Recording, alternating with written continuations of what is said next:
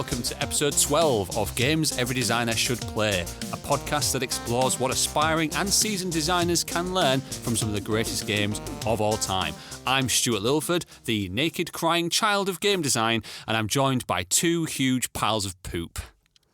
Wow. You going to say our names? Or we say You introduce yourself. Hello, big steaming pile of poop here, David Grant. Look, don't lower the tone of the podcast, David. Oh, I'm so sorry. No need to add steaming into that. Another big steaming pile of poop, I guess. I didn't say steaming. You added that in. It's been stepped in and dragged along the floor a little bit. Covered in flies. Covered in green bottles. I'm Adrian Mills. Let me say my name. God, you're so eager, you. All right. Go on. Are you finished with your? Well, yeah, I've said my name. Okay. All right. Well, yeah. If anyone's listening to this and hasn't played The Binding of Isaac, that introduction is going to sound really bizarre and weird.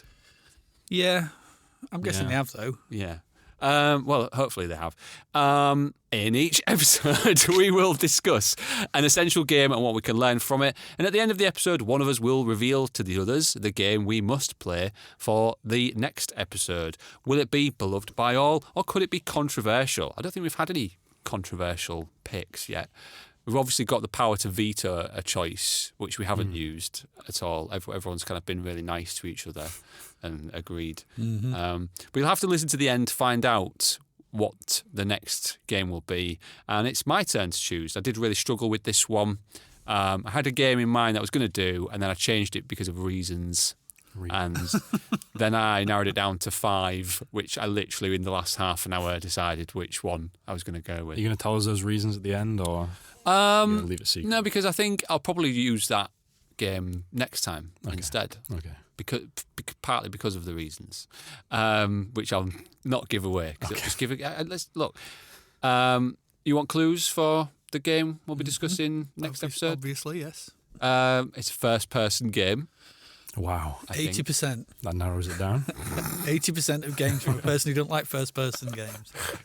Look, we've been through this. It's not that I don't like first-person games. I don't think first-person shooters do a lot for me at the moment. Mm-hmm.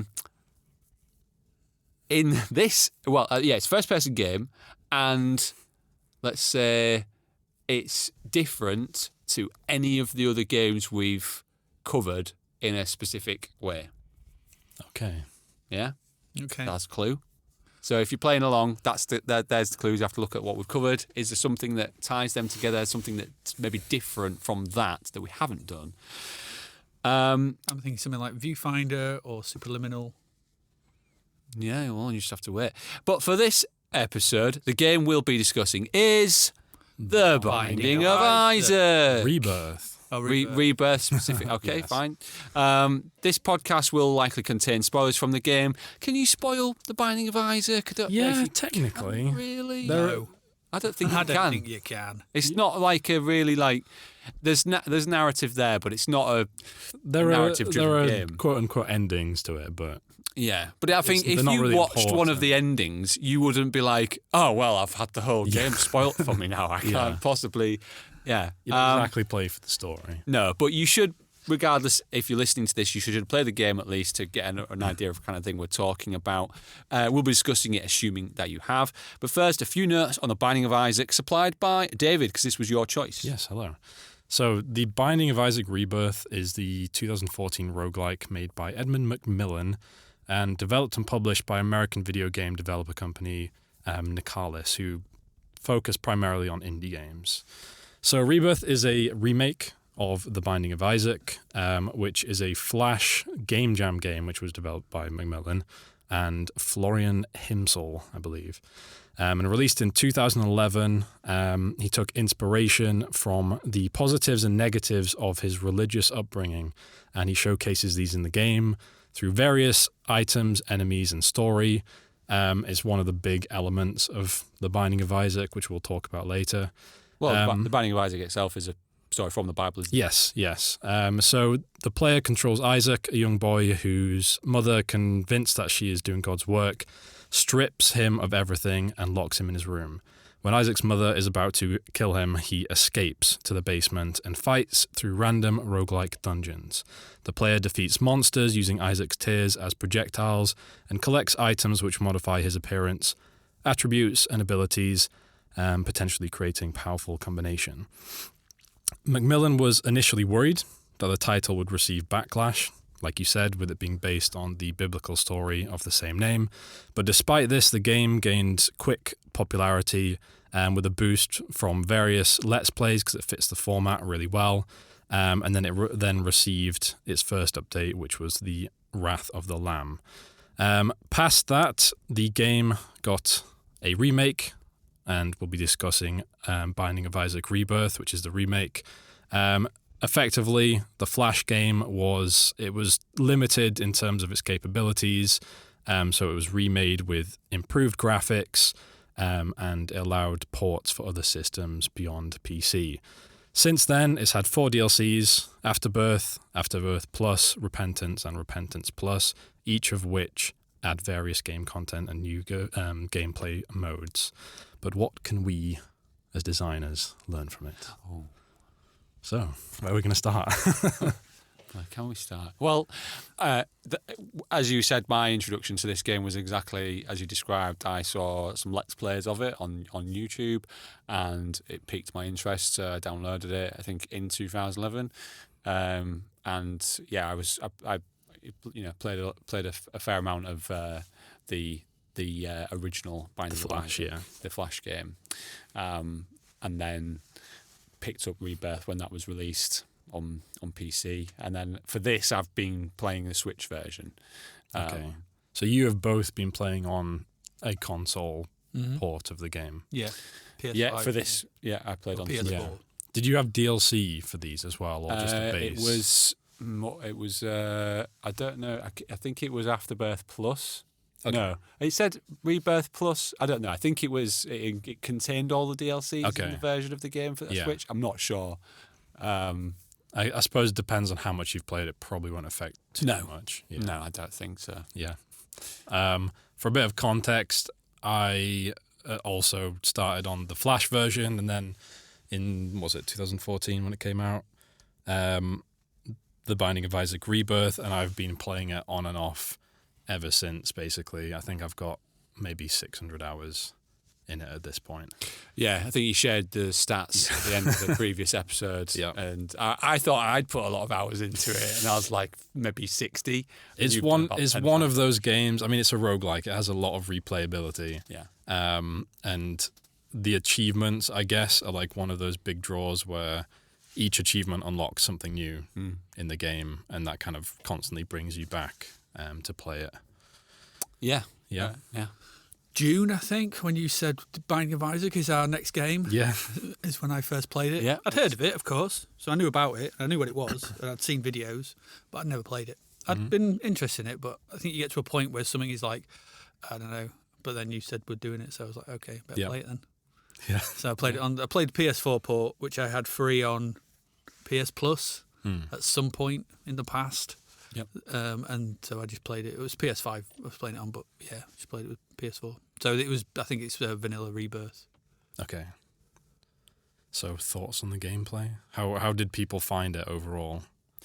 Well, I'm interested to hear from Adrian, because obviously you hadn't played the game. Both myself and David have got a kind of a long history with the game. Yeah. David obviously more so than I, but I certainly am familiar with the game and used to it.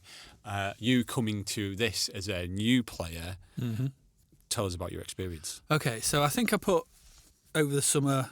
I think I put about. I mean, nowhere near you guys sort of thing, but I think I put about 15, 16 hours in. Which, some short runs, some fast. So I don't know, I wasn't sure what to expect. I watched the intro, I thought, okay, and then started playing it. And I think that it's a hard game to come at and sort of brand new for a podcast like this, because you kind of have to, if you're like, well, I've never played it, so I better put some hours in. And I did that first, and I found that I was just getting a bit bored quite quickly because, and so and I did some maths. Yeah. So I can tell Okay. you, I did some maths. You've done 666 hours. Yeah. Okay, and that does sound a lot. Okay, but that's over 11 years. So 11 years times 52 weeks is, what's that? Yeah, that's 574 hours, roughly 72, something like that. 72 hours, whatever it is. So divided by 6, that's a little over an hour a week. On average. On average. Yeah. Which doesn't, it's actually, when you boil it down, isn't much. It's just like, I can drop in for it because it's the type of game I can just drop in. So it's like it's a lot of hours. Clearly, it's because it obviously keeps drawing you back over that period of time. Not many games do draw you back like that. And I think that's probably the right way to have played this game. Yeah. Because if you're trying to mainline it and you're trying to go, right, I need to play this and get it and read, and it's like it doesn't reward that kind of play because I don't. My takeaway from this is that it's not the mechanical play of it is the same all the time, just about, and there's not a lot of variety. Even though there's loads of variety, it's a kind of weird paradox. There's loads of variety in it because there's loads of different things that you can get and loads of different power-ups and loads of different multipliers and modifiers and all this kind of stuff. But because it's random, you're never guaranteed what you're going to get. You know, I read some guide on it. I thought, I'll look at a guide, just see what it says. And it just said, get the Bible. And because that just one-shots anything. And I was like... It one-shots bosses. Yeah, one-shots bosses. So you can Except for the... It says you can just kill Mom with one hit. Yeah. Yeah. And I was like, at this point, I hadn't killed Mom. I have killed Mom. I have completed the game to the point where I've got past Mom. I've not got much further than that. So obviously not completed it, but I've done the initial run and seen credits, should we say? Yeah. And I was like, the Bible? Yeah. I was like, where'd you get that from? And I said, okay, well, you need to get that from the devil thing, the devil deal. Yeah. deals. And I was like, devil deals? Yeah. Okay, right, fine. What's that? Oh, you need to kill a boss without losing life. Yeah. Right, okay. Well, taking Losing damage. health, yeah. Taking damage. Okay. Did that, got devil, never saw the Bible. Got devil deals loads of times. Yeah. Never saw the Bible. So I'm like, it's the inscription thing all over again. Except it's not, but it's just, I think it's an element of roguelikes, and especially not roguelikes like this, where it's fine to come at this, dip in, a run every now and again, drop in, have a run, and go, yeah, that's cool. I got this, or opened up a new thing. Yeah, because I can do this, and I've got these challenges and stuff like that. And I've done all those. And you do that over a long period of time. It does not reward. It doesn't feel like a good spending of your time when you have to. I mean, 15 hours over 3 months we've been. Is it 3 months since the last one? Yeah. I mean, that's probably around about the same time, but it felt a lot longer. Yeah. Because it's that opening moments to the game where you're just like banging your head again, not quite sure what's going on. And runs can be cut short like that, and you're like, oh, what's a waste? Yeah. What have I just done? Not done anything. I don't know if it was hard for me to keep batting my head against it, but I wanted to get to a point where I'd seen credits, and I did that. I think I did that for about 11 hours or so. Yeah. So then I've carried on, and I've done some of the challenges, played in the dark, and played as Azazel, and I've got some characters open and things like that. So I have done some of the bits and bobs, and they make it a bit more interesting. Azazel's quite interesting that you can fly over things, and you've got to hold your breath and then let it out. And things. So that adds a little bit more variety.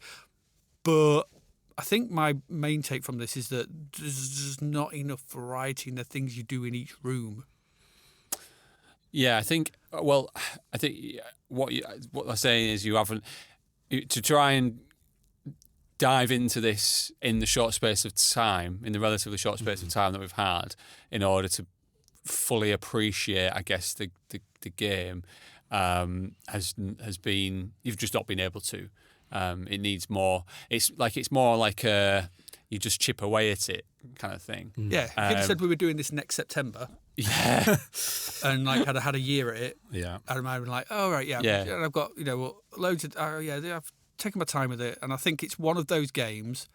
So it's not that I don't like it, and it's not that I'm saying anything bad about it. I just think it's not one of those games that you can just, I'm going to I'm just going to spend hours to do. And probably some people do play and spend hours doing Binding of Yeah, I think it can be quite addictive. Yeah, I definitely. think it's just I felt it quite limiting. I don't like the 4-way shooting.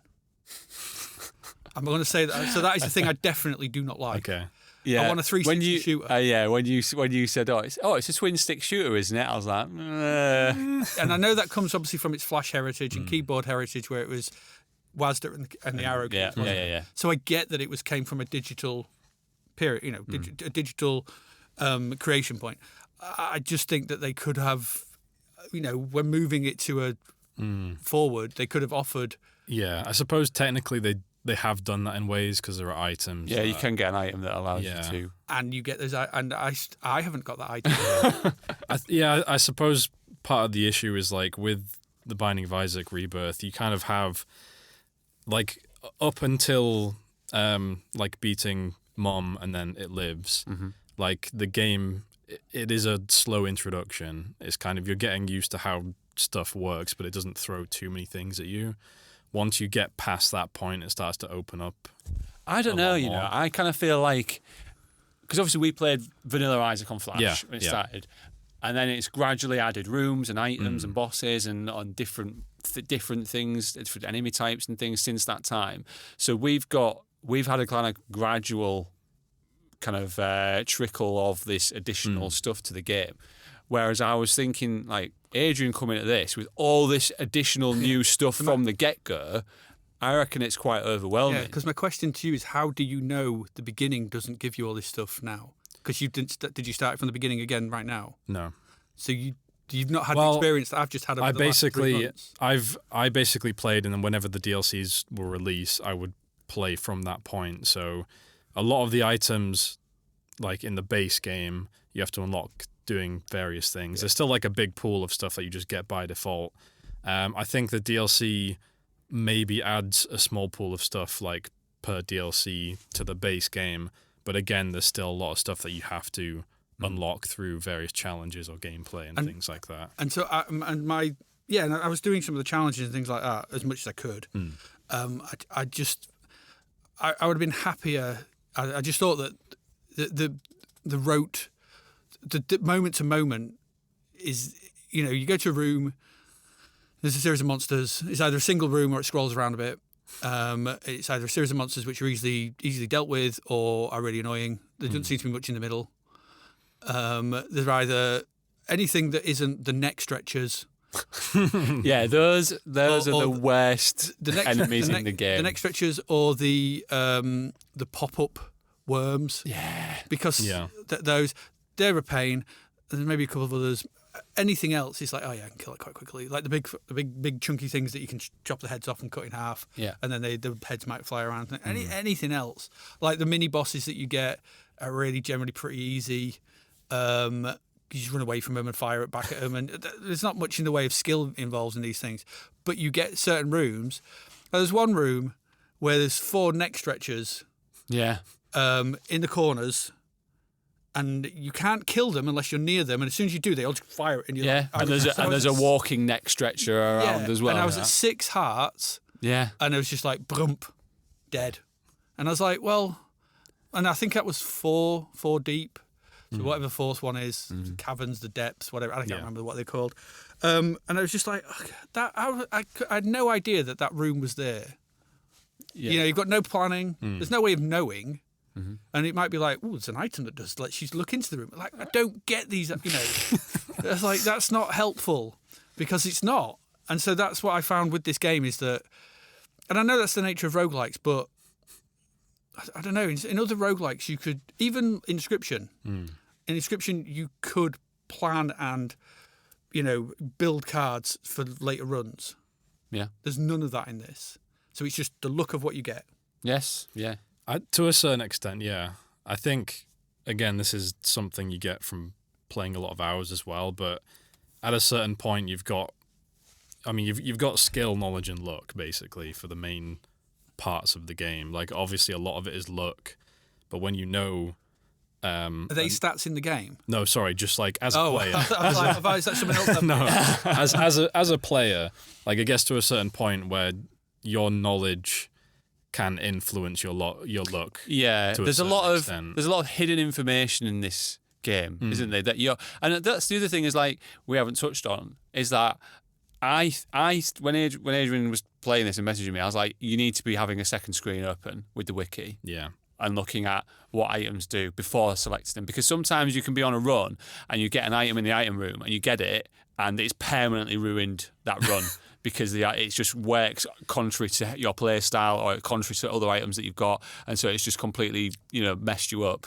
But also just like when you're in the shop and you've got items that cost 15 coins and you're like, well, what does it even do? How do I know the reward is worth this, like spending this money on, or even so What were the batteries? well so some items require charging. You get active items basically, so you can activate them with space. Yeah. I've space on seen PC batteries loads of times, sort of thing, but I've never been able to get. Yeah, if you have an item which you use with left trigger, I think it is on control, then you have to recharge it by completing rooms, but batteries do it quicker. Yeah. Did you ever unlock the D6 for Isaac?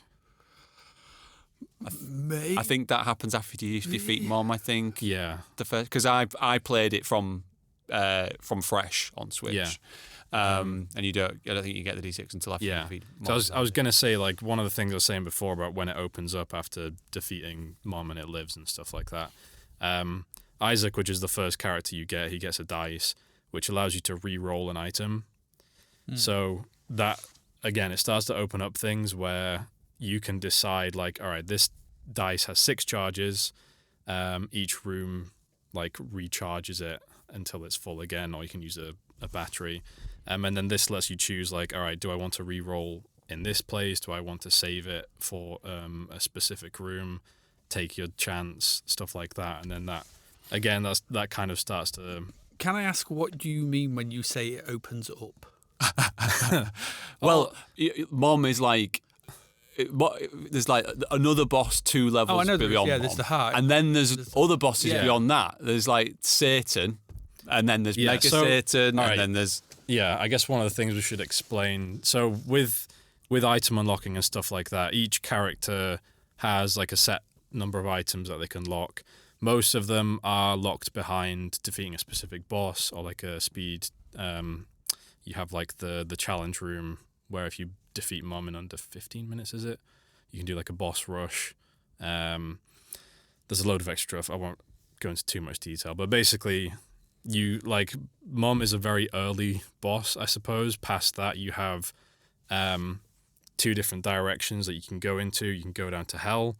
There's then it lives in Mom's heart, and then after that, you can go into hell or the cathedral. Yeah, you can go to hell, or you can go to the cathedral, and then you get another unlock that lets you then go one step further to the chest or the dark room, and then they have their own bosses, and they have like one sort of mega boss, Mega Satan, as well, that you can do as well. Yeah. I got to, so playing this time, I got to Satan, I think once, and I had the Bible and stupidly used it to try and beat Satan, which David's laughing because if you know, and if you try and use the Bible against Satan, you immediately die. Right. But but like how would you know that as a like this one of my issues? That's one of my issues. I love the game, but like one of my issues is just like the sheer amount, like you say, knowledge that you need to have in order to kind of be good at this game. It's just it doesn't give you any of that up front. It's like like knowing that those tinted rocks with the X on them, they might have items in, so you can use bombs on them to get items, or figuring out how it places where the secret room goes. Yeah. Like you can learn that sort of stuff as you play it, but you've got to put so many hours and read the wiki and the sheer amount of items. Like I say, like when I was playing the original kind of Flash game, it didn't feel as bad because they didn't have all these additional rooms and enemies and items. But now, like with so many items, so many different enemy types that have different things and so many different like secrets and all this, it's quite overwhelming. And the thought of having overall knowledge of it to be able to just play it without having the wiki open and looking at it every 2 minutes, just I think it's a very that's probably its biggest flaw. Yeah, I suppose it's now being addressed in the latest update to the last DLC. So if you have taken 11 years, if you have PC, it's not been an issue. There's like a mod that you can download where you get external descriptions. You can technically learn the items as you go along. You pick it up, you figure out what it does, and then you have to remember. The pills, though, they're random. They're randomised each time. That's one of the things I hate about the game is the pills, actually, because yes, the game is procedurally generated and a lot of it is randomised, but the pills are random and the things that happen are random, including like negative effects. So I remember being on a run and got a pill and used it, and its effect was it takes off one heart from you, as in like permanently lose max health, like reduces your max health. And like health is such a important like currency in this game. That's the fact that it just randomly you just picked up this item and tried it, and well, it's not. The thing is, it's not randomly. This is my problem. This is my thing. It's not randomly. They've designed that. Yeah. Well, they put that in the game. So this is a choice. Random in a sense that from a list of things, it picks it sort of thing. But but nothing, as we say when we have classes, nothing in a game is there. You know, it's not just there by accident. Yeah. It's there because they've chosen to put it in. Wouldn't it be funny if we put in a thing that reduced your health?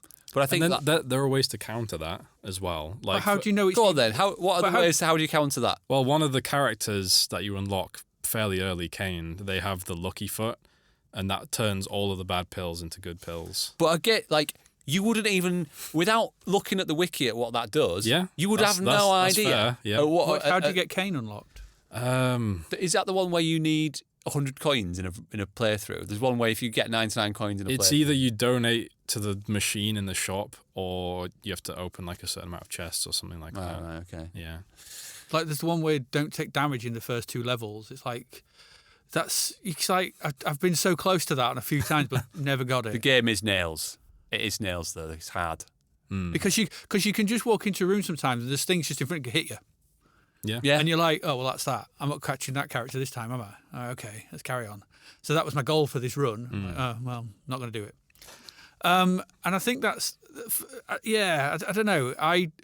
There's random, and I think games, random elements can be good. I'm not a fan of entirely random. Yeah, it's curated randomness, but it sometimes feels like unfair. Like well, in that instance I was mentioning, like losing max health, that just felt so. I felt so like. Well, I think I was playing and I got a devil's deal. I don't know what these objects do. Yeah, I picked one up and it just I was on six health. I think 4. I think it was a Zazon. I'd got really built it up. Yeah. And then I picked it up, sort of thing. It just put me down to 1 health, 1 heart. That was probably dead cat. 9 yeah, lives. so if you die, you respawn, but you've got 1 heart each time. But again, this is what I was saying. Like without item descriptions, you pick that up, and that completely messes up your run. Because I don't like that item because I'd much rather have more health than have 9 lives. Because what's the use of respawning to fight a boss again with 1 heart? Yeah, you just keep getting put outside the last room. Yeah, you go in, you get hit. You go in, you get hit. You go in, you get dead. And you're like, well, that didn't work, and that was no help. And so that's what I mean. I think some of these things. I just don't know why, and if it's a mod on PC, I don't understand why there is not some. I mean, I know they're a smallish team, and I get it when they did the Flash version, but it's been going for ages. There's a wiki for it; they can just copy and paste the text in. Yeah. So I don't understand why, these things are not explained in the game. I think that's There's an argument. It's intentional, isn't it? Basically, this game's created this community that have discovered they've discovered drop rates and they've discovered how these interact with other items and all this kind of thing. Sometimes you don't even know what a thing has just done. Yeah, I know. Well, this is It just gives some of the messages. It just gives. It just gives you a message and there's something. Oh, I've picked up some poo. I've picked up this and that's swapped out for that. I'm like. I don't know any of the... Yeah, the trinkets as well that you have, those little items. The things that are in the bottom left. Yeah. You get no... There's no... You just don't know what they do. Like, that's what I'm saying. You need a second screen. You need the wiki up, and especially as a new player. So the question there is, is that good design? It's an intentional choice, isn't it, that... they've intentionally left things. They want people to, like David was saying, what was it? Knowledge, skill, and luck. They want people to develop that knowledge thing. So now, like for me, for example, if I play through again, I know that once I get past, if I'm going to try and defeat Satan, I know that I don't want the Bible as my usable item. I don't want that because it's going to mean that you learn that. You won't see it anyway. Huh? Chances So, are you won't see it anyway. well, if you could probably get one in the library. Yeah. You come across a library, but and it's. I think they intentionally wanted that ambiguity around, what items do, so that players felt that like that. Learning what items did and gaining that knowledge was in itself a form of progression and a form of reward in a way. Like when you figure out what the different things do, and you start to get that knowledge sort of increasing, then it does start to become a lot more rewarding. But again, it's one of those you need a lot of hours. You need to put in a lot of hours to develop that. And that's my point. And I think that's my point is that I get that. I just think that the simple mechanics that you have just didn't carry it strongly enough for me to want to get to that point where you cross over that threshold. You go, no, I need to know what everything happens and what all the things are and stuff like that. So that was, I think, that it needed. I was like, I think I asked you, didn't I? When is that it? Just run from room to room and left, right, up, down, shoot on angles when you move. And you're like, yeah. It doesn't change. The thing. Well, I mean, in a way, it changes in a way because you might pick up something. I picked up something the other day which allowed me to move a red ring around the circle as a bullet thing. Oh, you could drop bombs on it. No. It was just it's just a thing, and then it's like a crosshair, and your tears like go. No, you don't have tears. Oh, a different one. Yeah, you don't have tears. Basically, it was just a red. You can fly around wherever, but you can with the second stick. The direction you're thinking, you control this red sort of fiery ring, and you move it over enemies, and it just constantly hits them. Right. Okay. Unless it was Ludovico. And I found that, and then I found something else that turned it into a hexagon shape. A 5-point star shape. And I was like, why has that done that? Yeah. I mean that's one of the big things in this game as well is synergies. And then I never found it again when I died. And I was like... Yeah. Well, this is... like what you were saying with synergies, and that's part of the randomness can lead to some really overpowered playthroughs. But those always feel like the better ones. Like I had this run where I was invincible, and I had this this ability where I could just kill bosses in one shot. But that feels like, because it's random, you're almost... every playthrough gambling at the prospect of getting one of that, like having that high again of feeling invincible. Yeah, and that's kind of that's how this game feels sometimes. It's like, and that's again, it's addictive, isn't it? You're like, another run, I might get some good. It's like any kind of addictive behaviour as well. It's like the anticipation of the reward is always better than the reward, and this game is like almost all anticipation of the next reward. The next item I get might be the one that makes this run for me. It might be the next thing, and it's constantly kind of dangling that, because you do have those runs where you become invincible, but they're kind of, because it's random. They're not. They're kind of few and far between, and I think that's the thing for me, because I don't think that I think it's quite. It's, as you said, this is a hard game because of your base level abilities are quite simple, and you might balk at this, but I don't think the skill level is particularly high in this game. What do you mean? I think it's hard. It's hard in a way, but the way what you do is move and shoot, and that's it. Okay, there's nothing else really. There's judgments and stuff where you pick stuff up and thinking, but the actual mechanical movement and play of the thing, with whether twin sticks or the keyboard controls, it's just avoid stuff and shoot stuff. That's a bullet hell. and that's, but it's not really, because there's not a lot of bullets. It's one layer later on. It's one layer more complex than Vampire Survivors. Well, yeah, it is. It is. That's true. But Vampire Survivors is planned and designed. That's it. Yeah, it's not a roguelike. No. So that's the difference. You can plan ahead. You know what's coming, so you know what to get at any point. You can try and plan ahead, but you can. it's obviously random. But you generally will get them, you can, but there's which works with each other. If you have plans for different ones which come along. Yeah, but with what this what no David's saying idea. is that with this one, your knowledge eventually gets to a point where you're able to plan. So like How can right, okay, you'll have strategies for this route. How can you plan when everything's random? Well, it's not completely random. You basically learn the system. Even with a D6, yeah. So you go, oh, I don't want that. I'm going to re-roll. Yeah. Which is like when you re-roll the things in Vampire Survivors as well. You can, you have a choice to rejig them. But re-rolling's random, isn't it? To a certain extent, because you have item pools. So there's like various item pools in the game. You've got one for the shop. You've got the devil deals, the angel deals.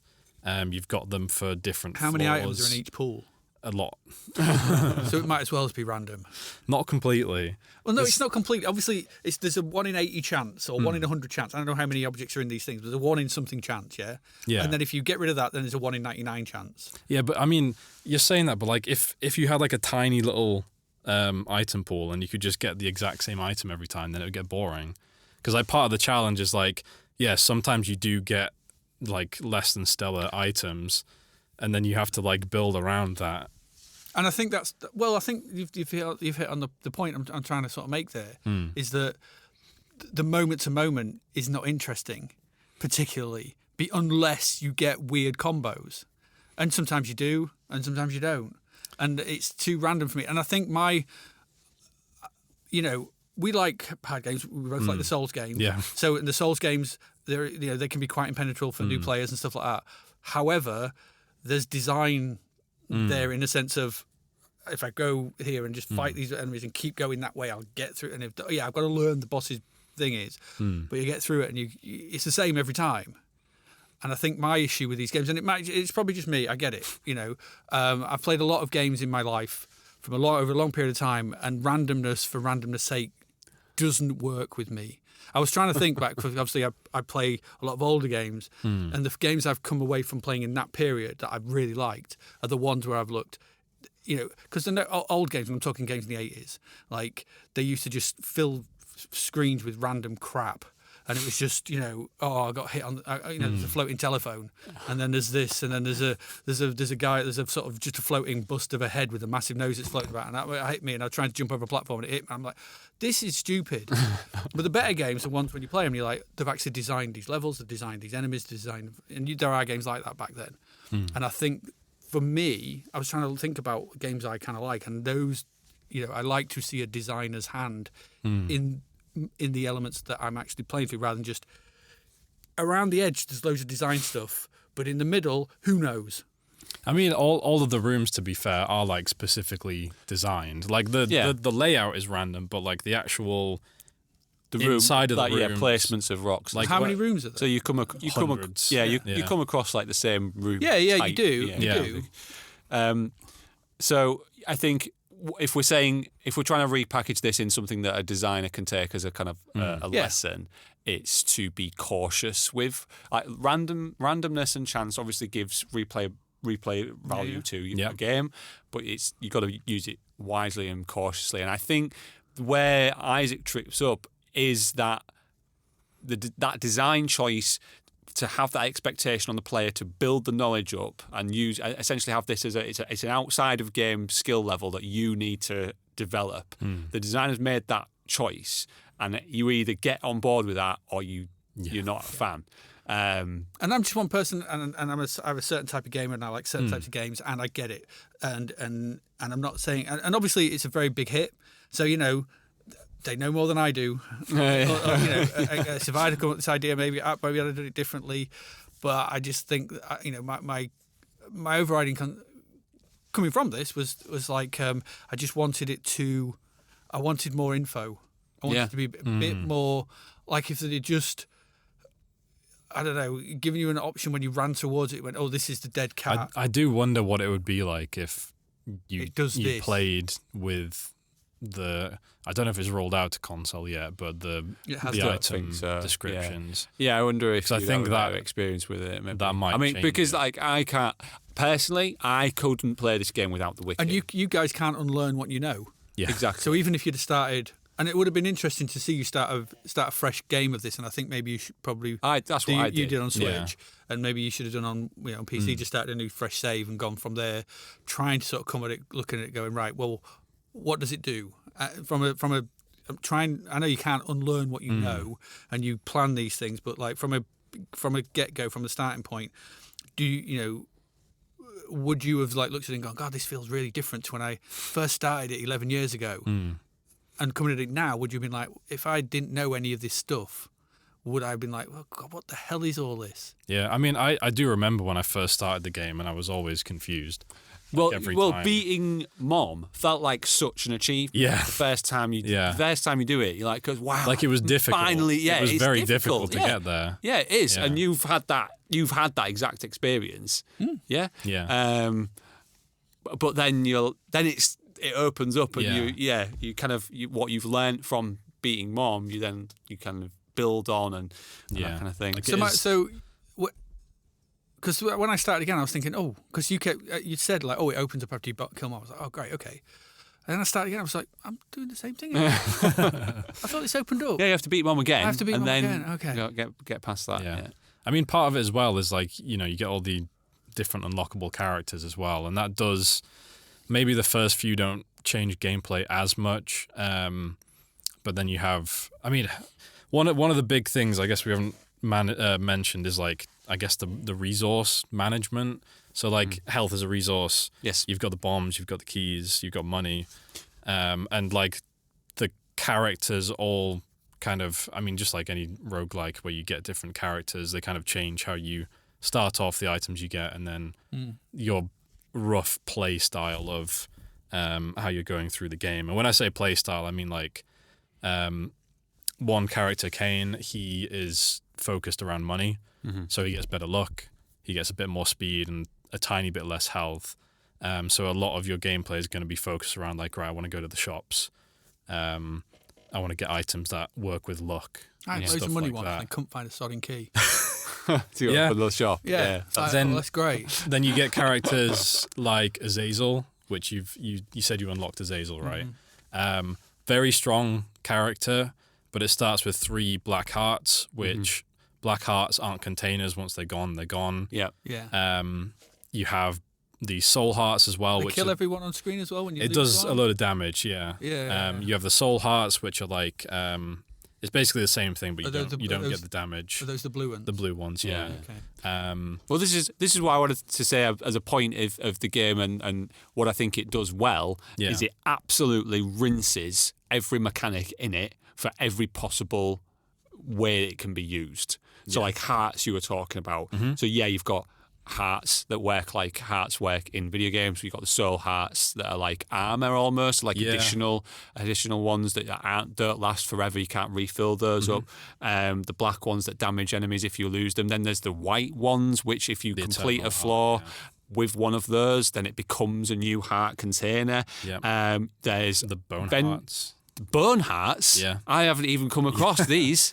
Bone hearts are basically, you can fill it with red hearts, but once it's broken, then you lose that. Right, okay. Yeah. You've got vending machines that you can essentially damage yourself for like money. Blood machines, so Yeah. blood donation. You can hurt yourself to get money. Yeah.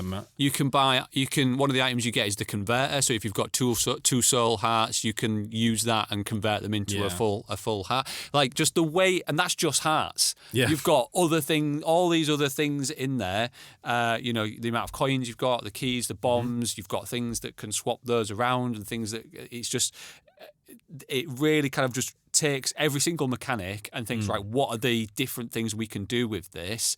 And like just takes it in so many different directions. Yeah. I think as a student, if you're making a game, this does it with a lot of different mechanics. But I think if you're making a game and you're thinking, well, I'm focus on one mechanic, this is a good example of how you can take a single mechanic and take it in so many different directions. Yeah. I think you're right, and I think that's a really good point about this is that it does do a lot of things with the minimal, and I think that's the thing you take as a designer, especially indie designer, small team or anything like that, is to, you don't need to create well, I mean, there's loads of stuff in this, but you generally don't need to create a load of stuff. You just change how those things work. Yeah. And so because like all the DLC, they're adding new effects, but for the most part, it's just changing the main stats that you have. Yeah. And like maybe a few different tier effects and things like that. So it's like your tiers. It's like, you've got your simple, and those simple stats like range, damage, those kind of things are quite simple. But then changing them up for some do poison, some You can make your bullets bigger. yeah, that's what. Well, that's you can damage, make them isn't it, so I that think? they're the pattern that they're Yeah. moving is. Yeah. You get the different. really annoying one where you suddenly fire at diagonals. Yeah. Yeah. Oh well, that's. I wanted twin stick, but this is stupid.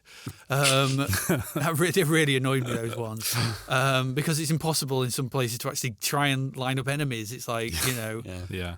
So they do all those kind of things. There's ones that kind of just circle, they go up. There's ones that you get something and it just makes them go out in circles, as kind of like big hoops. Yeah, there's ones that where you shoot coins.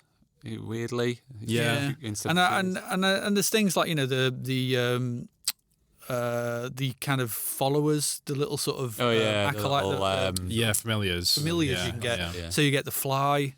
You get transformations. You get different types of flies. You get one that nicks the coins. You can get Meat Boy. Yeah. There's kind of different things. References to his other games. Those kind of things, in and of themselves, they're great. I think that those are the strengths of this game in that kind of thing. But it's just finding them is just look. It's the look element of this that gets I found. But I would say like what the game does is like I would kind of agree with like the mechanics themselves. Are pretty simple. They're simple, but it's the same. There's like you can say the same about Vampire Survivors. Yeah. There's tiny bits where like technically, Vampire Survivors is even simpler. With how the tiers work, there's like tiny things that you kind of learn just from playing a lot. Where like if you run and shoot a tier, it's going to go further, or you can kind of shoot it diagonally by moving momentum and like little things like that. But otherwise, it is pretty simple. I think. The strength of this is the choices that the player makes in like moment to moment. Like, am I going to use this bomb to blow up this rock and get a soul heart? Am I going to use it to try and open a secret room where you don't necessarily know exactly where the secret room is? Am I going to try and get into this room that has the shop items, which requires a key? And that's what I meant by like the resource management. You can use bombs on door if you enter a room or the door's locked early, but you can use a bomb on a door to open it to retreat so like almost. Yeah, so like let's say you go into a room that's like really difficult. You can quickly with the guy. What did you call them? Sponge heads, spring heads, the necky guys. The neck structures or something. So yeah, technically you could like bomb the other side, the other door, and just run through and completely skip that door as well. Bombs. But you wouldn't have. Well, you would. No, how would you have known that? I don't have any bombs. Yeah. Or I did. I think I used the bombs on trying to bomb them. That doesn't work. No, it doesn't. Why would it? I think you keep bringing up Vampire Survivors. It's a fair enough point. I think the thing with Vampire Survivors, though, the difference for Vampire Survivors is that, Vampire Survivors is designed so you know what's coming, but Vampire Survivors gives you a much, much higher reward dopamine smash in playing it all the time. Yeah, constantly. It gives you the reward is coming in Vampire Survivors. It's all the time. But with Binding of Isaac, it's like what I was saying earlier, it's giving you the expectation of a reward. Bigger build. It's the anticipation of a reward that so it's I think as its so. We'll be saying then that this game is for gamblers. Yeah, so it's like Marvel Snap. This is it's the scratch card of video it's Marvel games. Snap as well. Like Vampire Survivors is like a scratch card. You're gonna get something. Every so many scratch cards. Whereas this, it's genuinely random. You could win nothing. You could win a $5. You could win 10 grand, and it's the anticipation of that rewarding playthrough that kind of keeps players going back to it, I think. Strangely, you don't like sport, but you like gambling. I don't like gambling. But this is a game. This game is a gamble every time you turn it on. Yeah, well, maybe I do like gambling. Don't test that. I might get a few scratch cards on the way home. And see how that goes. But that is this type of game. That's the next game. You just buy 10 scratch cards for the next episode. And The lottery. the next game. You play it yourself, so it's first person. What can designers learn from this? Don't gamble. So, I think that is a thing that you can take from this game as a designer. I think is what type of game are you making? Are you making something that is, look based? And so the thrill of the win, I suppose, is higher than the thrill of getting 30 minutes in Vampire Survivors. Yeah, perhaps because I would argue, you've anticipated it. Yeah. And but when it happens, it's like, oh, yay! Yeah. In Vampire Survivors, it's like, I'm overwhelmed. That's a constant high for about 29 minutes. Whereas this is and it is hard. So it does take, once you get to Mom, although once you learn Mom, I was like, I think I died 2 or 3 times the first time I got to Mom, and then I twigged to what to do, and I was like, oh, it's quite simple. Yeah. And I did it. So that's what I mean by like, you can learn the game and play, but it felt those 2-3 times I got there were not 2-3 runs in succession. No. They were quite a few runs apart where one had just ended at floor 1. Yeah. I was like, oh, God's sake. One thing that we haven't mentioned, I don't even know if you've done this or not, but on keyboard and mouse you can hold down R and it restarts the run. No. So you mean like you can just basically dump a run and just start fresh? Yeah, or not even that. Literally, like I know people that you just hold R, wait until the treasure room appears, look in it. Is it a crap item? No. Continue the run. If it's crap, restart. But like that's like for speedrunners, I guess. If you like where that just takes all the joy out of the intent of the game, doesn't it? So what it does is it allows you to have at least that I can get to a certain point in the run. Like if you start a run and you have like a really terrible item and you die on the first floor, you're not going to enjoy yourself. If you start and you get like a semi-decent item and all right, I can work with this, then you can... So from a design perspective, like some of the items are actively bad, is that what you're saying? Yeah, some of them are bad. I mean, some of them only work well with other items. The way you're talking though, this is from somebody who has played the game a lot, isn't it? Yeah. Yeah. So it's from like expert player level, whereas like to me and Adrian, I would. Well, it's basically like you have tiers of items in the game that is labeled behind the scenes or whatever. Like it goes from 1 to 4, 4 being like the highest quality. If you get a quality 1 item, you're probably not going to want to start a run with that. Okay. Because it's like... See, I didn't even know about things like that. Yeah. I was just playing the game for the game. That's just meta strat. Yeah, meta strat. Yeah. That's just meta strat. Meta strategy. When you're 600 hours into it, yeah. I mean, I think you've sapped all the fun from this game for yourself. No. No. No, keep re-rolling until you get a good item. Well, like I said, you start to understand, like, with the item pools and stuff like that. Like, you know that the devil deals a risk reward. Isn't that exposing an intrinsic failing in the game? What? No, he's just playing at an elite level, isn't he? So I think the majority of players would just play the run. Would just play the run, and you get, which is supposed to be the whole point. But actually, not playing the run because you're not getting a specific level, because it's like, well, I'm not getting a thing, and it's almost like throwing the toys out the because, I didn't get that one. Oh, I didn't get it. Until you get one and go, all right, now I can have a run. I can. It's like, I mean, the game's hard, but it's not that hard. Later, well, when you get to certain characters, it is. Yeah, it's the equivalent of like in The Simpsons when Homer's looking at scratch cards through the line to try and find the one that's got. That's the basic equivalent of what you're talking about there. I don't know. I mean, to me, that's like I couldn't. I'd want to play the game. Yeah, I mean, you are playing the game. You're not playing a game. You're basically holding down R until something appears that you want to play with. I guess. How long does holding down R and checking take? Like a minute or so. So how many goes does it take to get something? How many minutes wasted is that? Oh no, I mean like it would only like to get something that I'm okay with would take like a minute or so. Right. Okay. Like it doesn't take long. It's just that I would rather do that than because like what happens is when you get to the difficult bosses and things like that, a run is going to take up to like an hour or something, and I'm like trying to specifically unlock something on a specific character.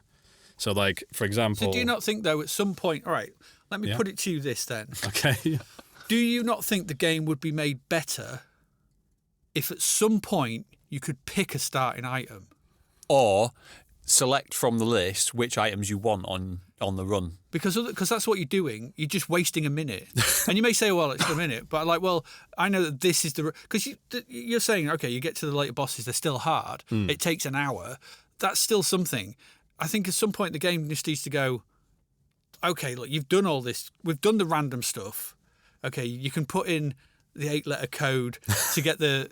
Because surely, why don't you just put in the 8-letter code and get the thing every time? If you know you get a... Because you get the code for the thing. The seed run. Yeah, the seed. Why don't you just put the seed in every time?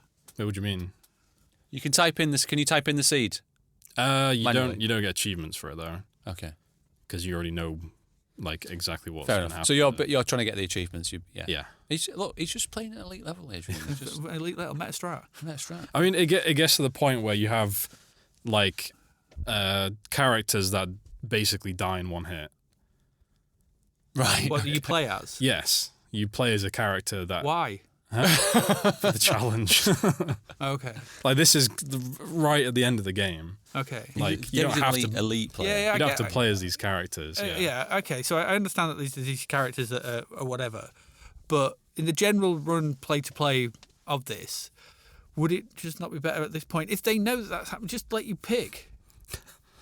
Sure. That's like saying I if don't- they I don't think know it- they're looking at the wiki, just give them the information. Exactly. Yeah. Something I want to touch on that we haven't discussed yet is the theme of this and the kind of the fact Religious that it theme, yeah. Can we- well specifically Christianity. All right. Yeah. Does this time with the visuals as well? Because I want. Yeah. Yeah. We could talk about Yeah, the visuals, the definitely. theming. As you mentioned, Ed McMillan grew up with a kind of a dual, like half of his family was Catholic, the other was born again Christian, and half of his family kind of he liked playing Dungeons and Dragons, and they would say things to him like, "Well, that's the devil." Yeah. That kind of Yeah. Dungeons and Dragons is the devil. There's a film of that in the 80s, isn't there?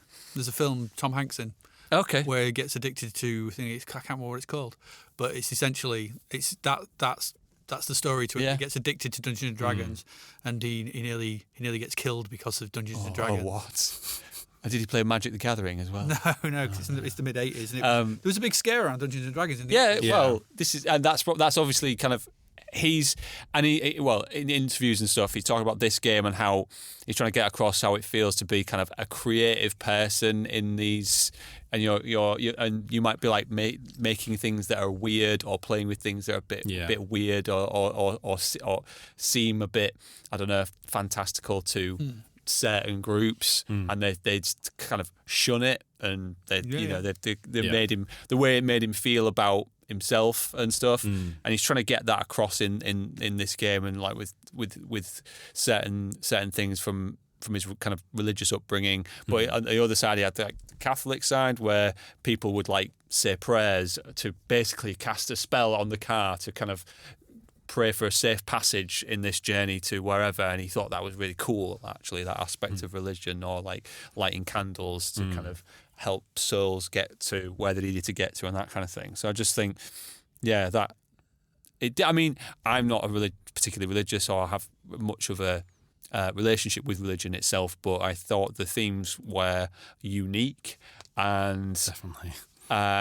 particularly when you kind of when you're playing the game for the first time and you just see piles of poo everywhere. It becomes very grotesque, like when Yeah. you actually look at the game. Like you have levels later on the game that are the womb and the scarred womb, and like all of these different horrific. Yeah, and it's all areas that the you're in. walls are all red and that kind of thing. And like obviously all the enemies, I'm assuming you wanted to talk about them as well. Like the visuals of all the enemies, it sort of ranges from goofy little blobs jumping about to little turdlets to like genitals and things like that, spewing blood, like boiling blood, and yeah, it was quite a choice, but it leaves an impact. Yeah, I mean, some of his other games are of a similar style. Super Meat Boy.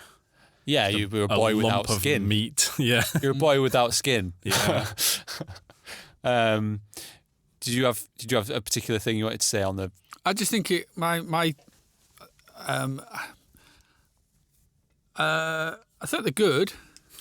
Yeah, they're different. They're different. Yeah. But for me, it just seemed to just stem from things like Ren and Stimpy and stuff like that, which I sort of watched through the 90s and the 2000s. So early, maybe I can't remember the early Cartoon Network. And those kind of gross out cartoons that became a thing, on, sort of anti-Simpsons, like how far can we push it? Yeah. Whether it was on the Cartoon Network or Comedy Channel or whatever they were.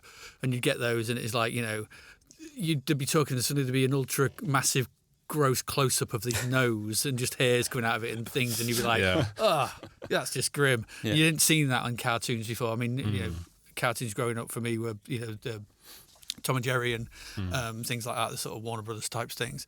So there was that, and I think that ushered in this kind of thing. So for me, it just felt, I don't know, I can't be particularly sort of, I was like, oh, it's poo.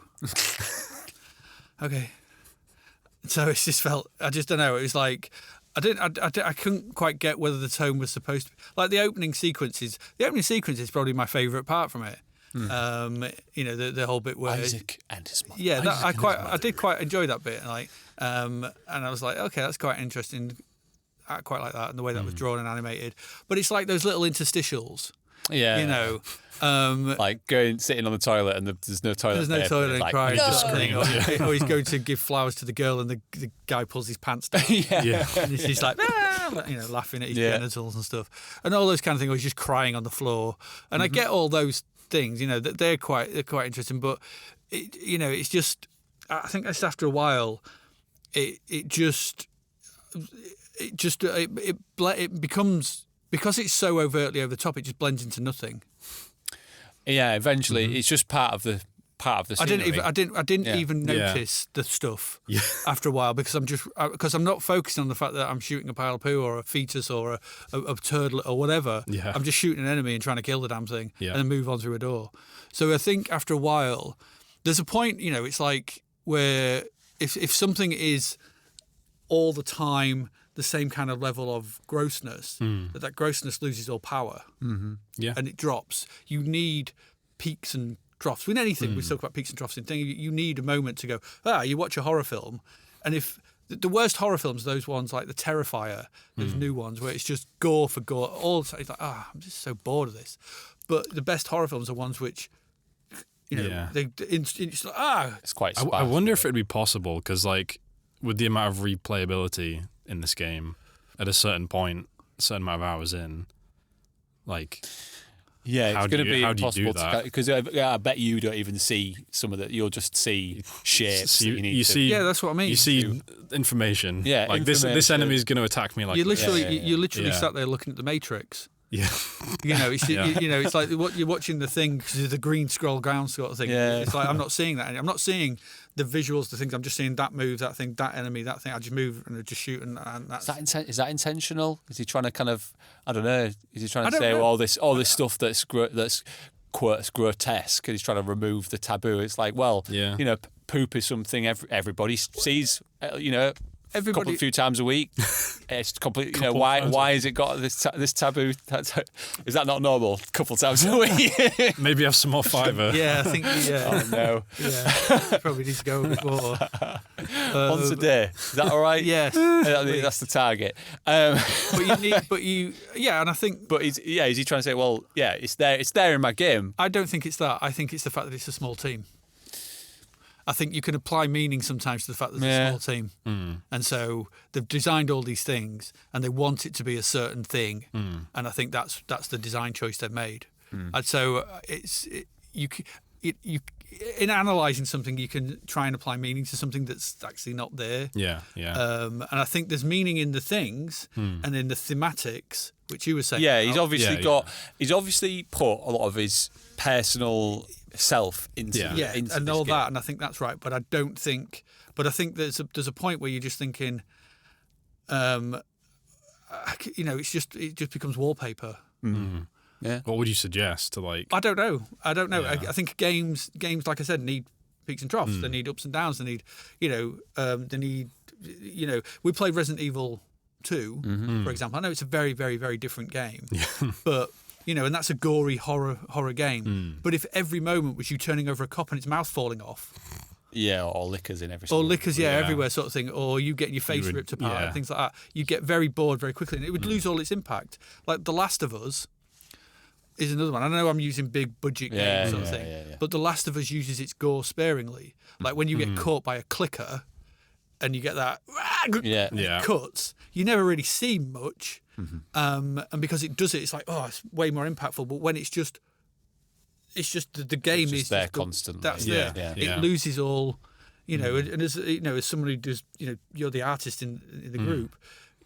To me, it's like, you look at Hieronymus Bosch painting, and there's horror all over it, but there's moments in it which aren't. There's little bits of serenity or things in it, and that to me is what makes the horror in those images the better, because it's counterpoints, and this game doesn't seem to deal in counterpoints. It's just one. It's just Theme. an element. Just of that's it. Yeah. Goes, and it's like you said, it's all horrible. We get to the womb, and we get to Satan, and we get this, and it's hell, and that's his view of everything. It's kind of science sort of thing, but spending several hours in it, you're like, I'm not seeing this anymore, so I don't even know what he's saying. I'm just seeing a game where I'm running around trying to get to a thing to kill. Yeah. I don't know. That was my take on it. But Yeah. Yeah. I think for me it was a lot of it kind of felt unique, especially kind of initially. Yeah. And I think just some of the items and the theming it does make it feel kind of different. But I think as the other thing about this game is that there's a lot of kind of what we were talking about in terms of gaining that knowledge of the game. It's just a lot of secrecy in it, and just secrets in general, like things that happen in there. Like during playthroughs, you're like something so weird and random happens. Like you get. I remember going to the I am error room. In the original game, I didn't happen to me during this. Yeah, playthrough, like if you teleport, you just have a chance to. There's like there was or like certain rooms that just feel kind of really like there's the secret room, and then there's the super secret room, and like finding nerds for the first time. Ultra secret room. The ultra secret. What is this? What's this? Where's that? Outside of the playable area, you get like a key that unlocks. You can like create new rooms. What? Yeah. Crazy. But you kind of need those secrets, because otherwise you would have played everything. Yeah, in the so first, it gives it just doesn't give a lot away. Yeah, it's all about discovery and stuff with this, and I think it's a strength and a negative. I think it's expecting you to kind of gain the knowledge to be able to play this game, because you learn first of all you learn that there is a secret room, then you learn roughly whereabouts it tries to place it on the map, so you can guess if you've got a few bombs, you can usually guess where it's been spawned, and like that. So that's the kind of level of knowledge that you build in order to play this game. And some players really like that aspect, and others maybe don't so much. Yeah, and that's fine. That's games. That's games. games. That is games. Yeah, that is games. Is there anything else we want to touch on Binding of Isaac? I mean, I think we've quite like talked the music. about the big. Yeah, true. Yeah. I thought the music. I thought the music was quite good, and the way it changes from the sound. And the actual soundscape of this game is pretty good. Yeah, I would. Man, the first game has some really good tracks in, but then they had to. I can't remember the exact logistics behind it, but I think there was issues with like who made the music and stuff like that. But yeah, the first game has some really good stuff. Rebirth has so many different tracks, and like just all the little sounds you get from the enemies and stuff like that. Yeah. All of the tiers, like some tiers have specific sound effects. In the latest DLC that they're doing, they've updated a ton of sound effects. One thing I was going to mention, which I guess is kind of related, but with the latest update, Edmund basically released a post of we want to rebalance a load of stuff, and throughout all the DLCs, he's done loads of rebalancing to kind of change up how the game works. Some stuff is really overpowered, and you're always going to that. Yeah. So he changes it, and it changes how the gameplay works. But yeah, he did a post where he basically said here's a load of trinkets, which are the worst ones, and then he took took the most popular ones that people voted for, and then he reworked those specifically. Okay. And there's like you said with the community, there's always been a big aspect of that. Mm-hmm. There's at least some sort of dialogue between the community and him. And Yeah. He's always kind of been updating things and taking player feedback and, keeping the game successful, make people want to buy it. And Yeah, and it's probably his most successful game today. To Yeah. say that he did, he finished developing Super Meat Boy, and he, tried to make this in a week, and then it turned into a couple of months. Yeah. And then he just, I thought he was working on that cat game. yeah, he's been Mutants. working on that for a long time. yeah. But this started off as a 3-month game jam project, that Yeah. kind of thing that he released on Steam for $5. And then the YouTube community just made it. Yeah, I Blow suppose on the up back of into Meat this Boy, he had Yeah. some momentum going, didn't he? Yeah, there was that, but he didn't he just put it on Steam. He didn't Yeah. Meat Boy had Microsoft putting it on the store. And It as wouldn't part matter, of it wouldn't matter commercial that he stuff. just put it on Steam. It would be, people would be following him. Yeah, well, yes, Yeah. he had a following, Yes, undoubtedly. That's what I mean. But he didn't release it to the same kind of fanfare that No, Meat no, Boy got, but it grew into a much bigger. Yeah. I think someone made a point of it's the external stuff that's the more interesting stuff in this, and I think it's about what time of game. You're saying about that's games, different things. So it's a case of if you mechanically, I think I know you say it rinses a lot of its mechanics, but I would still argue this is mechanically quite light. I mean, it's mechanically simple, and then there's extra ways to change. There's a lot of depth to. Yeah. So you move and shoot. You have tiers. You have bombs. You have keys, bombs, Yeah, and items. and that's what I mean. There's enemies and bosses. And the enjoyment of the game, it doesn't come from. And I mean, some people love shoot 'em ups and bullet hell shoot 'em ups and things like that. When that's just move and shoot and things. But like that. in terms of it's the mechanics is basically Legend of Zelda. Yeah. The game was massively based on that. You've got bombs, Yeah. you've got hearts, you get keys, you can move around, absolutely, and yeah, you get items that you can Actually, use. the original game UI was you just had the bar at the top, didn't it? Which was basically mimic, and even the name, the Legend of Zelda, Yeah. the Binding of Isaac. It's a direct kind of. It's a lot of it is And the building on that. Secret Wars we didn't know. Yeah. Yeah. Using bombs on doors. Yeah. No, I can see that. I'd still argue that it designed maps.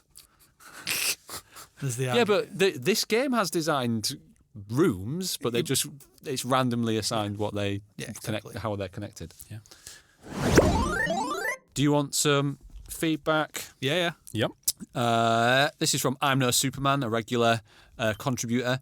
Isaac basically wrote the book on almost a decade of roguelikes. If you haven't played Binding of Isaac, you've played a game inspired by it. So I think this was maybe my first roguelike that I played, and I think it does do. I think a lot of games probably took lessons from this. And Can I say I played Rogue Yeah. Adrian's played Rogue. Wow. back in the 80s? Or at least a version of Rogue. But yeah, I think it's safe to say this game probably influenced A lot of the roguelike genre yeah. as definitely. we know it today. Yeah, Yeah. I mean, it boomed, didn't it? Things like Dead Cells, Rogue Legacy, Enter the Gungeon. Yeah. Just to say, I mean, that's just to sort of reiterate that, Yep. that's because the roguelike is the friend of the small indie development team.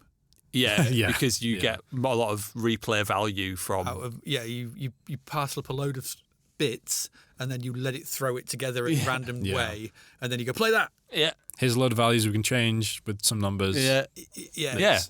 So it's a you get those. It's like walking simulators is another one, isn't it? You get those procedural generation things right within certain parameters, and then you just let it play, and that can be a lot of fun, or it can be a lot of annoyance. Yeah. From Facebook, we've got Tukaz Motil, who said, "I didn't like it. I guess I was too late to the party. The hype set my expectations too high, and I felt let down when I actually played the game for the first time." Are we talking about Binding of Isaac? Yeah, this is Binding of Isaac. These are all comments about Binding of Isaac. But yeah, I think, and like your experience, coming into this game as a brand new player almost feels a bit overwhelming. Yeah. I don't think it's overwhelming. It's not. I mean, there's nothing. It's not overwhelming in as much as it's not welcoming. Yeah, but that's a different thing. It's not overwhelming too. It's not unwelcoming because it throws too much at you and doesn't tell you what any of it is or does. Yeah, I mean, I don't even know if it throws too much at you because it's just stuff. But you don't find out what it's just like. You just need it. There's not an easy in. No. It's not. It just in terms of its onboarding, it's really bad. Yeah, and for new players. And I say this as a new player, sort of hadn't played it, and I find it's just like I was questioning myself. Like, am I doing this right? Yeah, it's like even some of the rooms I just pass over because I'm like, it's like the one where there's got the spikes in, and you basically damage yourself. Yeah, what's the point of them? Sacrifice room. Well, basically, if you damage yourself enough, you might get something. An item or something. How much do you have to damage yourself? It's usually quite a lot. I think it's like up to the max is like maybe 12 hearts worth. And you only have 3? Huh? You only have 3? Well, you can get more. Yeah, but you can heal. They always have them on the first floor, and it's like, well, why? Surely, yeah, that's what I mean. How do you damage yourself enough? Magdalene. Mess. And that's what I'm saying about like you. I know you were saying like the rooms are designed, and that's fine. I sometimes found that the rooms would appear that were like, I can't do anything with this room at this point in the map, at this point in the thing. Like I said, I had shops. There were no keys. Yeah. And it's like, to me, that's a fundamentally like, well, what do you want me? I've killed the boss. I've explored everywhere. I've found the secret room or whatever, and it's like there's no key. You're not entitled to every room. But why put a shop there when there's no key to open it? That to me feels like you should. If you get one, you should get the other. Because you can get a key. It's just not guaranteed. But you can't. Yeah, you can. Yeah. But when you've explored the whole thing and there isn't one. Or you could have one on the previous floor, but you used it. He's not listening to me. I'm telling you, there was no keys. This is the first floor. Okay. And so you yeah, but there's a shop on the next floor. Great. I still don't have a key. Or I found a key on the next floor. It's like, I wish I could go back up. I wish I could go back up a level. That would be good. Well, you can retrace your steps to previous. Why can't you do that? Would it be good? You do that later. Yeah. Can you? Yeah. Oh God. See, that would be good. You should be able to do that from the start. You should be able to. Should be a ladder to go back up. Ian McLaren says the Binding of Isaac spawned an entire genre. We wouldn't have games like Hades or Enter the Gungeon without it. Yep, same sentiment as what Amno Superman was saying. And can I just say, Binding of Isaac didn't invent roguelike? No, I know it didn't. Yeah, no, but it didn't. Maybe it didn't spawn the genre, but it's a big influence on it. Boosted the popularity. Yeah. And what year did Spelunky come out? I think Spelunky predates Binding of Isaac. Actually, I think that's what people are kind of missing here a bit. Spelunky, I think. But I would say bigger was massive. No, I think Spelunky was huge. Isaac's got a bigger player base. Probably still because they're still adding stuff to Isaac. Isaac has got a longer tail. That's true. But Spelunky was the big boom for roguelikes. Yeah. Christopher Sadri says, yes, art was all made by one guy, I think. It's creative and the item builds have so many paths, which is amazing. Also, the dev has given so many huge free updates. They honestly deserve a showcase. As in, like, I guess on this podcast, we're showcasing Edmund Macmillan's work. You're welcome, Edmund. So, the verdict then, is this a game every designer should play? Yeah. Yeah. Yep, I think so. I think we've touched on a lot of interesting stuff there. That idea of, using knowledge of the game as basically a hidden stat that that isn't in the game, but it's the player gaining knowledge of the game. And it's something you could argue something like Outer Wilds uses that as well, in a different way. Yeah. You're basically gaining knowledge of the game. It's kind of to do with mastery, like you're learning the game to a high degree, where you become more efficient at it. Yeah. But yeah, Is that just by holding down the R key? Yes, specifically, yeah. Right, that brings us to the end of this episode, which means it's time to announce the game we'll be talking about in the next episode. So I gave you a couple of clues. First person. You got any speculation? First person, and it does something. Do you find a superliminal, something like that? No. Witness. The Witness. No, Let's do the... Guessing the Witness. I'll have to do the Witness at some point. But actually, you talk about it a bit.